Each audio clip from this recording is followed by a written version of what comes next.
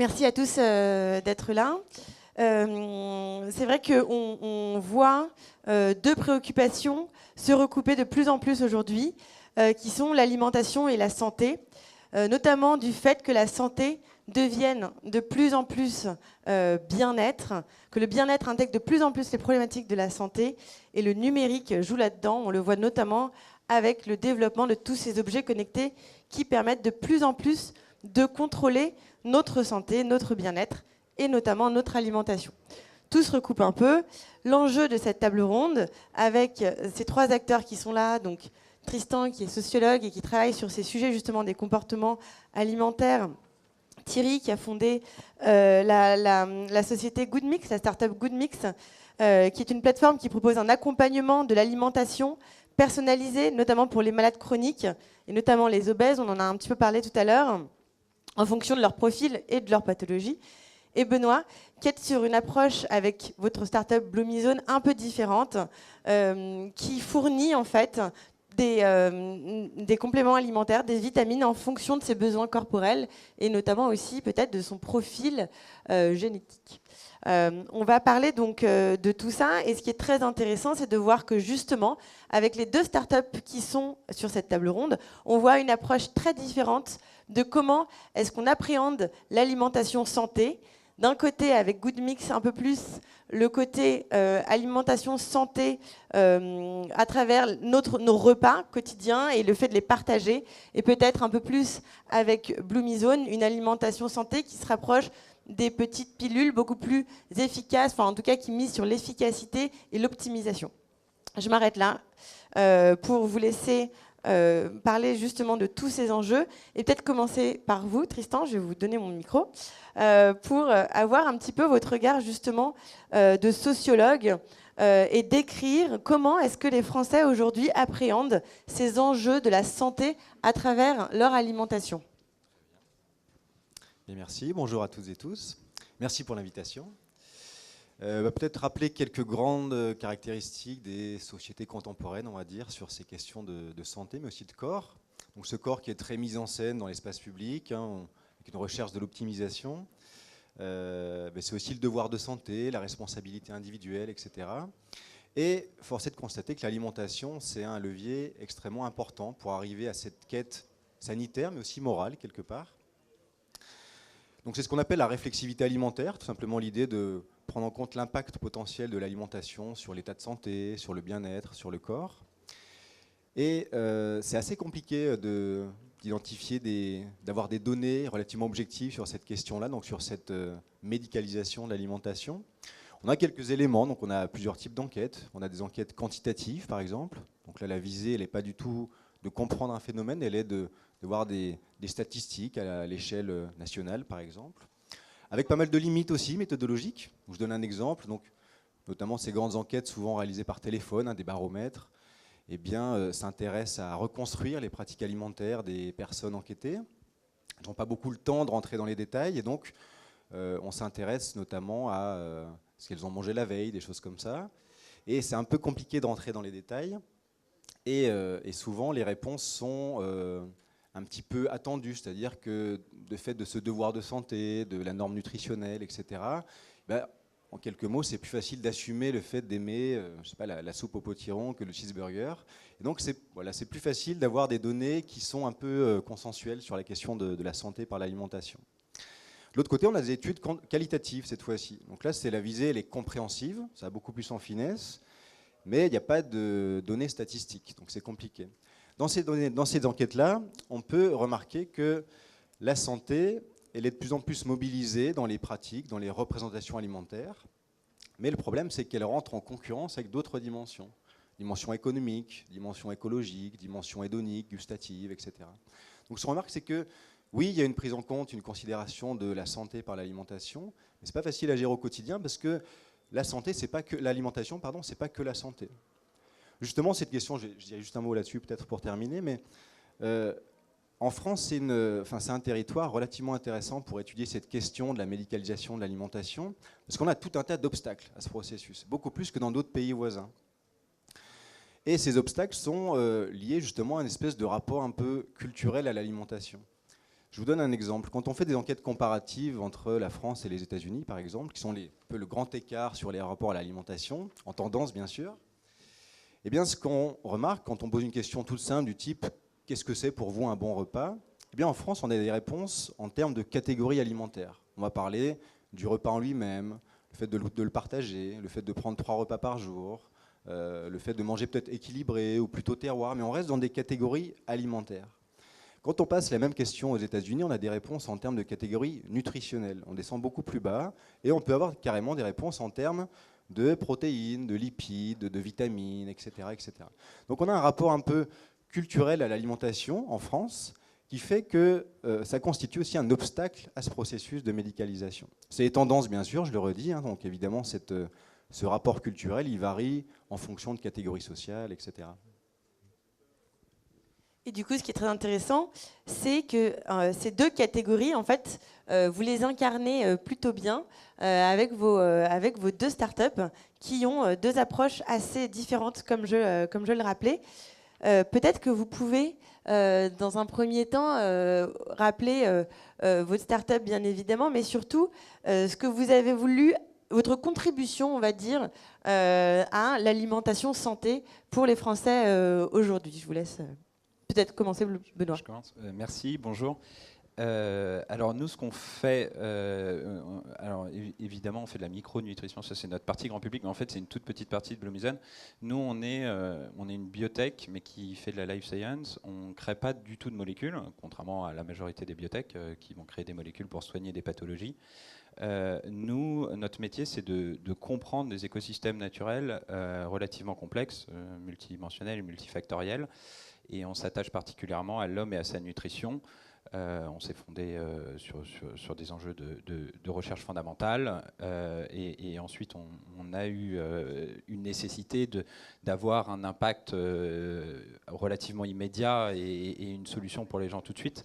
Mais la grosse partie de l'activité de Bloomisen, c'est de comprendre les enjeux nutritifs pour chaque personne. Et dans cette quête, on s'est aperçu que chaque personne était différente et que effectivement, il fallait le prendre en compte, ce qui colle, enfin, ce qui relève du sujet du nutrinome, hein, du besoin nutritionnel de chaque personne. C'est des sujets très à la mode dans la recherche en biologie aujourd'hui, au même titre que le génome, que le microbiote, etc. Et c'est très complémentaire d'ailleurs. Donc effectivement, nous on est plutôt dans la partie très basse, comprendre les besoins micronutritionnels. Donc les micronutriments, c'est vitamines, minéraux, oligo-éléments, etc. Et en opposition aux macronutriments qui sont les lipides, les glucides. Ce qui est une démarche assez importante pour nous, on a fait ça sur de la prévention santé en fait. Donc, pendant nos doctorats, on bossait sur comment on peut prévenir le cancer par la nutrition. Moi, je suis mathématicien, mes associés sont docteurs en bio et ingénieurs en biologie. Et puis on s'est aperçu qu'il y avait pas mal de chercheurs qui bossaient comme nous sur ces problématiques, mais sur d'autres maladies. Aujourd'hui, on a une démarche plus globale de bien-être, de vitalité et en même temps une target beaucoup plus générale qui est et je rejoins l'introduction sur le côté social de l'alimentation. On est convaincu d'une chose chez Bloomisen, c'est que toutes les aires civilisationnelles ont été impulsées par un changement alimentaire majeur. Alors évidemment, la maîtrise de l'agriculture et de l'élevage a permis de créer l'homme moderne qu'on est, pas seulement parce que ça l'a sédentarisé, ça l'a organisé en société, mais parce que ça a permis, par la nutrition, d'avoir des nouvelles connexions neuronales et créer l'homme moderne qu'on est aujourd'hui. La dernière en date de transformation alimentaire, c'est certainement la pasteurisation. Et ça a eu un impact colossal sur nos vies, hein. Ça fait gagner des dizaines d'années de vie aux gens.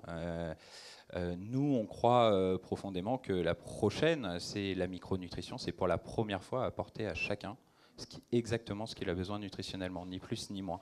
Et ça vient en complément des filières alimentaires traditionnelles. Et c'est très intéressant parce qu'en fait, vous vous adressez aux personnes qui sont quelque part en bonne santé à travers une alimentation qui ressemble un peu à des médicaments, alors que vous vous adressez à des personnes plutôt malades et avec une alimentation qui, pour le coup, a tendance à être normale, on va dire, en tout cas pas spécialement adaptée, ou enfin en tout cas spécialisée sous forme de médicaments en tout cas. Tout à fait. Donc bonjour. Nous, on s'est posé la question chez Good Mix pour savoir comment faire rimer plaisir du bien manger et plaisir du bien bouger avec les maladies chroniques. Aujourd'hui, ça concerne plus de 15 millions de personnes en France, donc c'est un chiffre assez conséquent. C'est une maladie qui est sous-diagnostiquée. Et donc, ça a été notre problématique. Donc aujourd'hui, nous, on s'est posé la question toute l'après-midi du rôle du digital, et notamment le rôle du digital dans notre problématique a permis d'ouvrir le préventif, parce qu'aujourd'hui c'est un problème, alors que le curatif aujourd'hui est vraiment voilà, ce qui se fait. Donc notre plateforme, elle génère à partir d'un algorithme Food Santé à la fois des recettes adaptées et variées aux pathologies, des activités physiques, parce qu'on joue sur les deux leviers qui sont les causes principales des maladies chroniques, qui sont à la fois la mauvaise alimentation et l'absence ou l'existence d'activité physique. Mais également, on offre un suivi à la fois nutritionnel et de l'activité physique, mais également ce suivi qui est partageable à des tiers de confiance, donc notamment par exemple à vos médecins ou à vos proches lorsque vous faites partie des personnes seniors par exemple. Et donc nous, notre approche autour du plaisir, du goût et de l'envie, c'est surtout de faire retrouver à ces personnes atteintes ou sensibles aux maladies chroniques le fait de retrouver à la fois la confiance, l'autonomie et surtout le lien social. Et notamment l'activité physique va permettre d'activer ce lien social. Tristan, quand on voit un peu les différentes approches que viennent apporter les startups, donc les innovateurs radicaux, est-ce que vous pouvez nous expliquer comment est-ce que les acteurs agroalimentaires un peu plus classiques, on va dire, traditionnels, qui existent déjà depuis des dizaines d'années, prennent ce tournant santé? Oui, ils le prennent en se ciblant très largement à l'échelle individuelle, hein, donc c'est assez justement différent de ce qu'on vient d'entendre. C'est voilà, surfer sur cette idée que l'individu est rationnel, responsable de ses choix alimentaires, etc. Alors qu'on sait très bien que voilà, l'alimentation, c'est comme toute décision, c'est une décision sous contrainte, notamment sociale, qui fait que vous pouvez diffuser des recommandations dirigées ou ciblées très spécifiquement à un individu. Oui, mais il faut aussi prendre en compte l'environnement social dans lequel il vit. Moi, j'avais fait une recherche sur le cholestérol. Alors, je vais peut-être juste en dire un mot là-dessus, parce que c'est assez proche justement de ce qu'on vient d'entendre. Où justement, je m'étais intéressé à savoir comment les personnes qui sont diagnostiquées avec un taux de cholestérol élevé, on va dire, sont invitées par leur médecin à modifier leurs habitudes alimentaires. Et je me suis intéressé aux obstacles à ce changement alimentaire, puisque c'est ce qui est identifié par les médecins. Et ce qu'on remarque tout simplement, c'est que les personnes comprennent le diagnostic une fois qu'elles l'ont lors de la consultation médicale. Elles comprennent tout à fait ce que dit le médecin, l'intérêt de changer les habitudes alimentaires, l'intérêt de la recommandation nutritionnelle en elle-même. Mais une fois qu'elles sortent de chez le médecin, elles retrouvent leur quotidien. Et encore une fois, elles retrouvent l'idée de repas, qui n'est pas un repas rationnel, pris avec l'idée de nutrition et seul surtout. C'est aussi un moment convivial, social, où on se fait plaisir, où on a des habitudes de vie culturelles, identitaires, etc. etc.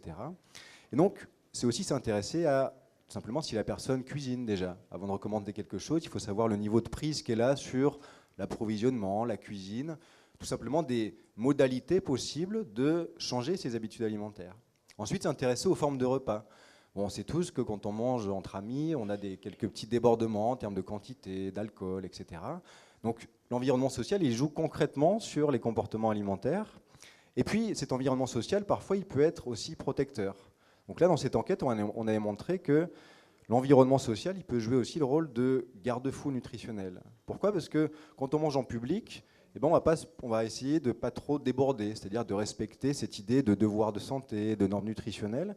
Et donc, s'intéresser simplement à l'individu, c'est aussi parfois louper une manière de préserver sa santé nutritionnelle. Voilà, donc c'est un peu dangereux, il me semble, de s'intéresser simplement à l'individu, parce qu'on loupe toutes ces dimensions sociales qui sont d'une part composantes du rapport à l'alimentation, tout simplement, et puis d'autre part parfois actrices du rapport à la santé aussi. Depuis le début de cette table ronde, on parle beaucoup du coup des consommateurs, des acteurs qui vont répondre à ce besoin alimentation santé, et on parle pas trop des médecins ni des professionnels de la santé.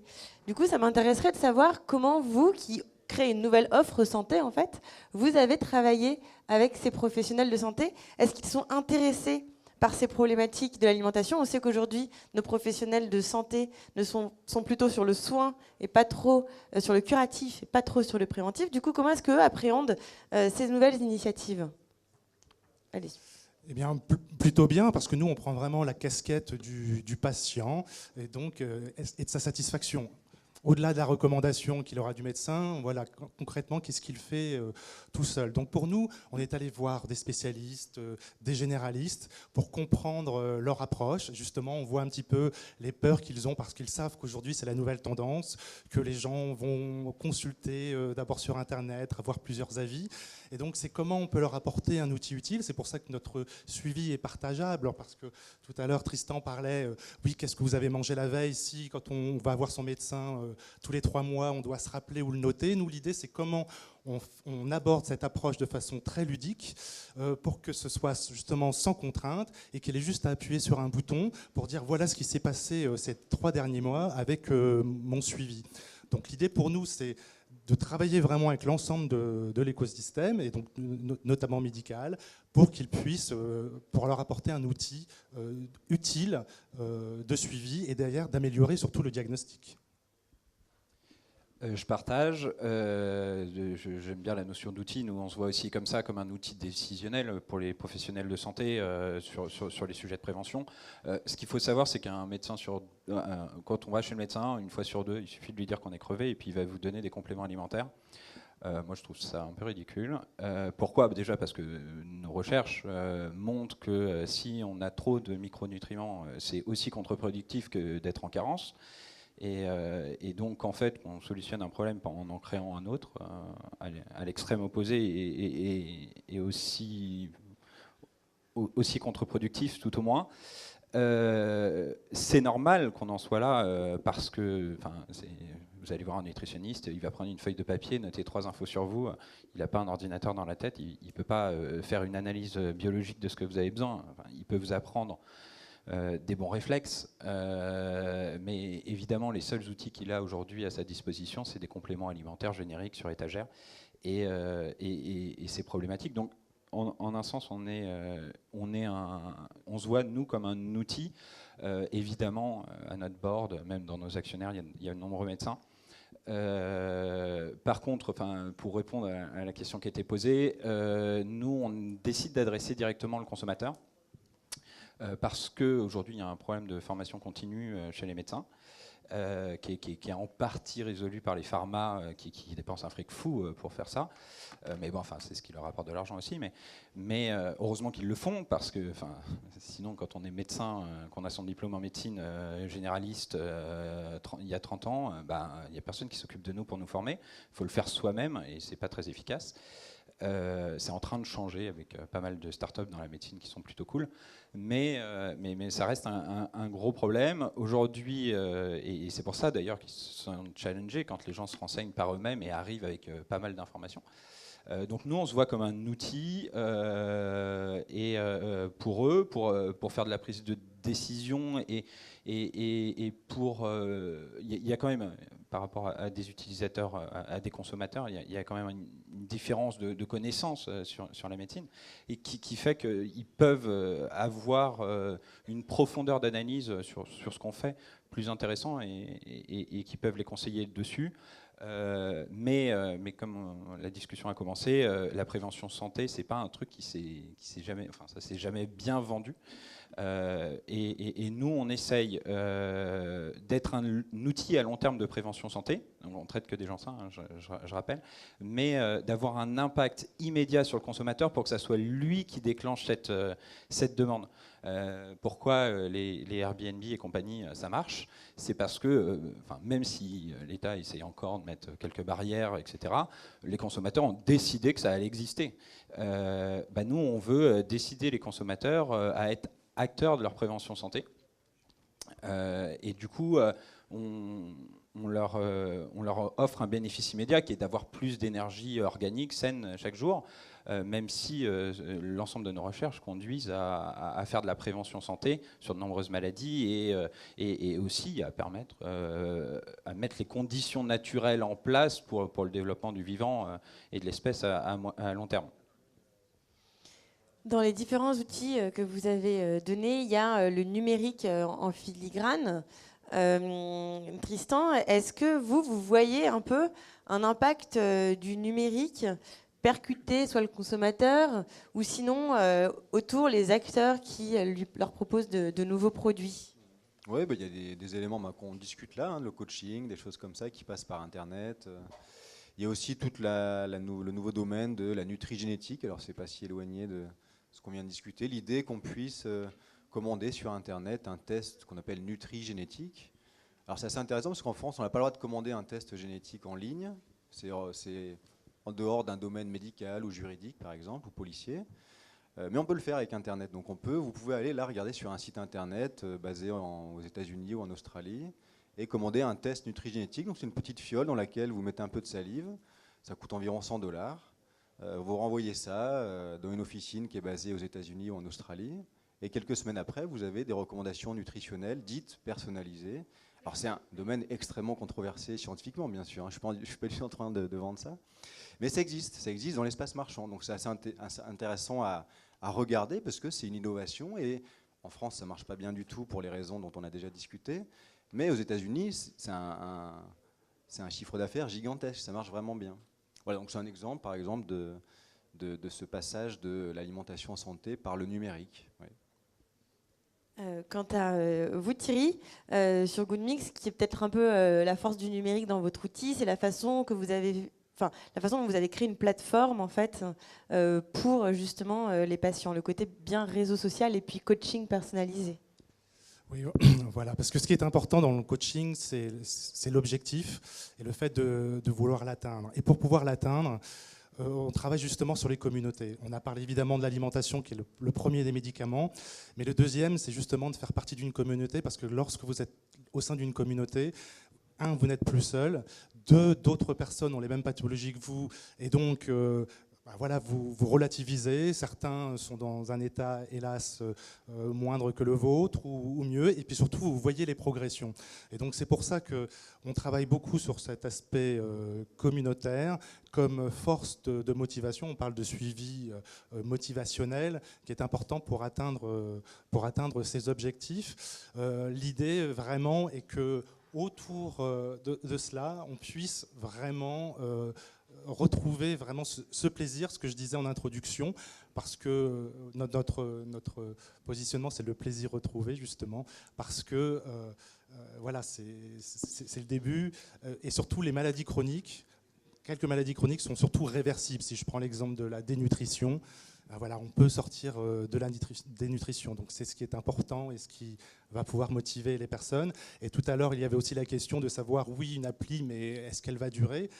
L'idée, justement, pour nous, c'est que ça soit juste un outil, parce que c'est vous qui allez cuisiner, c'est vous qui allez faire l'activité sportive, mais ça va être juste ce petit support qui, de façon subtile, va vous accompagner en enlevant toute cette partie contrainte.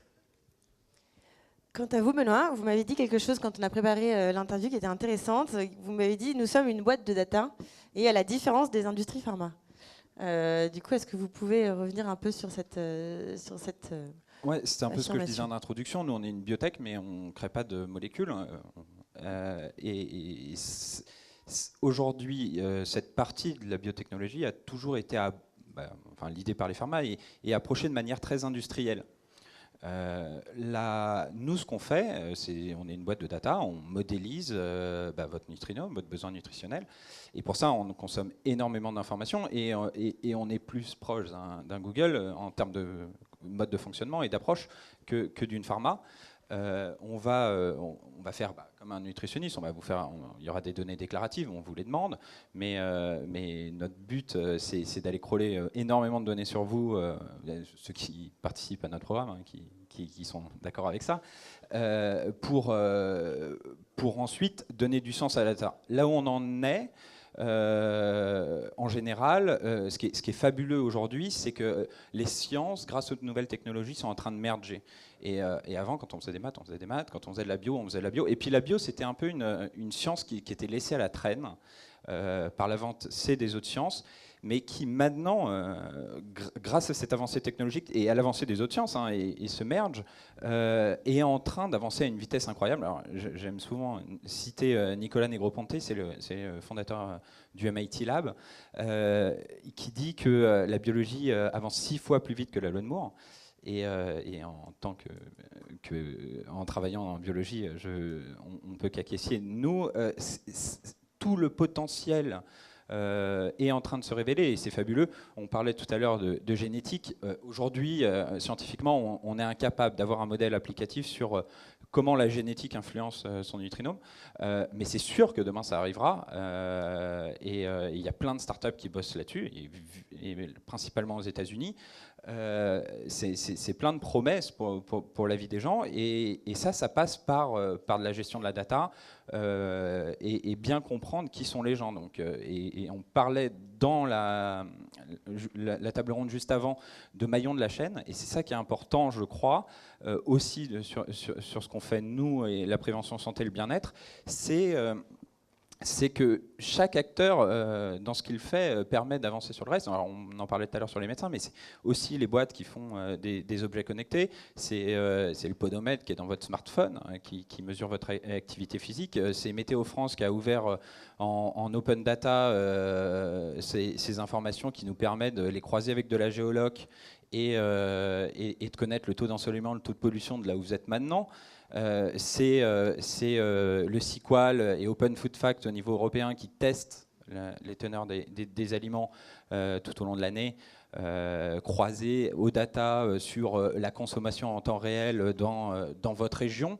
Et toutes ces données ensemble, qui étaient jusqu'à longtemps des données, ont un vrai sens et sont en train d'avoir un impact de fou sur, évidemment, le business, mais sur la vie des gens. Et nous, on est très fiers de participer à ça, et on est très content qu'il y ait plein de startups qui bossent dessus et qui fassent avancer les choses, et on est content d'y participer. Merci. Je voulais vous poser une dernière question sur un peu comment vous voyez du coup demain l'alimentation avec ces enjeux donc très forts de santé, et quels sont les défis qui attendent peut-être encore.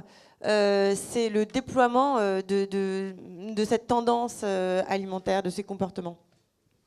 Mais moi, le défi principal que je verrais, c'est pas trop l'arbitrage entre nutrition, micronutrition, ou passer par l'individu ou l'environnement. C'est des questions intéressantes.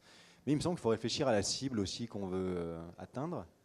Quand on parle de marketing nutritionnel, de recommandations de santé publique, force est de constater dans les données qu'on a, nous, c'est que les personnes touchées sont des personnes qui ont a priori pas forcément besoin de ces recommandations parce qu'elles ont déjà un style de vie où elles sont attentives à leur alimentation. Donc c'est peut-être intéressant de réfléchir à cette cible. Comment toucher les populations les plus précaires, par exemple, qui ont parfois besoin de ces conseils-là, qui n'ont pas forcément accès, qui ont un rapport justement au quotidien qui ne laisse pas la place à cette projection dans le futur. Quand vous avez je sais pas, que vous observez un repas au cours duquel une famille discute de comment boucler la fin du mois, l'idée de l'impact de l'alimentation sur la santé future, ça n'a pas du tout sa place, ça n'a aucun sens. Donc c'est peut-être s'intéresser justement à comment modifier, alors peut-être pas directement par l'individu, parce qu'on voit bien qu'il y a tout un tas d'obstacles à ça, mais peut-être réfléchir à comment modifier l'environnement de vie, tout simplement, en termes de taxes, en termes de législation. Je dis ça comme ça, je n'ai pas de solution bien sûr, mais peut-être réfléchir à l'entrée par l'environnement de vie, tout simplement, pour modifier des comportements sans qu'on y fasse attention finalement. Thierry, l'enjeu majeur pour vous, il est où ? Donc nous, l'enjeu majeur, on est vraiment sur le suivi nutritionnel, sur ce coaching. Et ce qui est important pour nous, on travaille sur cette notion de comment arriver à cette acceptabilité du régime, parce qu'on est là quand même pour imposer quelque chose. Donc comment cette approche va être acceptée, et surtout comment derrière on va pouvoir qualifier quelque chose qui est vraiment subjectif, qui va être le bien-être et qui va être le mieux vivre. Donc c'est comment nous, à travers cet outil, et notamment avec le digital, comment on fait une extension sur l'éducation, parce qu'on est sur les habitudes alimentaires à pouvoir changer, et surtout à comment on transmet ça aux générations, ou de façon intergénérationnelle. Donc voilà un petit peu comment on voit ça. Merci beaucoup. Du coup, Benoît, je vous laisse le mot de la fin. Ouais, moi, je vais être volontairement un peu provocateur. Je pense qu'on en est à une étape où il n'y a pas l'information qui circule correctement sur ces sujets, un peu à l'image de comment on parlait de l'environnement il y a 10 ans. Il y a 50 ans, à l'ONU, on nous disait pour répondre the impossible food equation. Et comment on fait ça? Comment on nourrit 1 milliard, 7 milliards et bientôt 15 milliards de personnes? Je pense qu'aujourd'hui, en tout cas de notre point de vue de biologie, c'est le faux débat. On y arrive plutôt bien, on nourrira 15 milliards de personnes. J'espère que géopolitiquement, on les répartira bien. Mais je pense que c'est un faux débat. Et surtout, ce qui... pour moi, me paraît vital pour l'humanité à résoudre immédiatement, c'est au niveau des nutriments et de l'accès aux nutriments dans notre alimentation. L'industrialisation alimentaire qui a eu lieu et qui était nécessaire, hein, et j'en suis le premier heureux qu'on nourrisse tout le monde, a un side effect très important, c'est qu'il y a de moins en moins de micronutriments dans notre alimentation. Ça crée énormément de maladies modernes et c'est un enjeu majeur qui touche tout le monde. Il faut, à mon sens, vraiment qu'on trouve une solution à ça parce que l'alimentation, c'est crucial. C'est vraiment crucial et vital. Jamais une espèce n'a connu, comme nous, dans ces 50 dernières années, un changement alimentaire aussi majeur. Et on en voit encore très peu les effets. Nous, on décide de tourner ce problème en opportunité grâce à la micronutrition. Mais je pense que ça deviendra un débat de plus en plus important. Et ce qui était introduit tout à l'heure sur l'accès à ça, est-ce que c'est réservé aux gens des pays riches? Est-ce que c'est réservé aux gens informés qui habitent dans le centre de Paris comme nous? Ou est-ce qu'il y a une vraie solution humaniste et pour tout le monde? C'est en cours et puis ça va dépendre des... Mais je suis assez confiant que les coûts de développement de toutes ces technologies sont en train de baisser drastiquement et que ça sera accessible au plus grand nombre. Merci beaucoup. Marine, tu voulais poser une question, j'ai l'impression. Ouais, parce qu'en fait, on a un tout petit peu de temps et j'avais envie de poser une question. C'est peut-être plus pour Good Mixed, en fait. Vous avez insisté sur la notion de plaisir et vous aussi, Tristan. Et je pense que dans l'alimentation et culturellement, vous l'avez souligné, c'est important en France de cette notion de plaisir dans l'alimentation. Et vous avez choisi d'utiliser le numérique pour réintroduire du plaisir.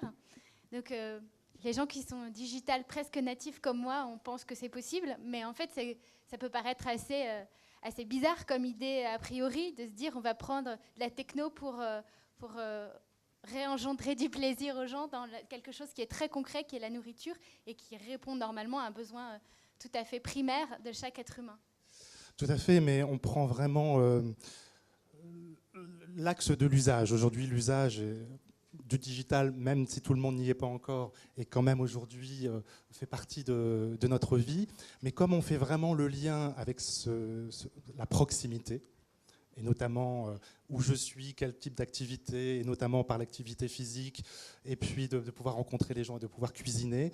Oui, ça paraît paradoxal, mais finalement, le digital rapproche les gens. Et donc, comme c'est un moyen de pouvoir diffuser, parce que si je reprends ce que disait Tristan, nous, les personnes que l'on vise, c'est les personnes qui, justement, en termes de CSP, sont plutôt défavorisées, puisque, comme je le disais, c'est une mauvaise alimentation et c'est le manque d'activité physique.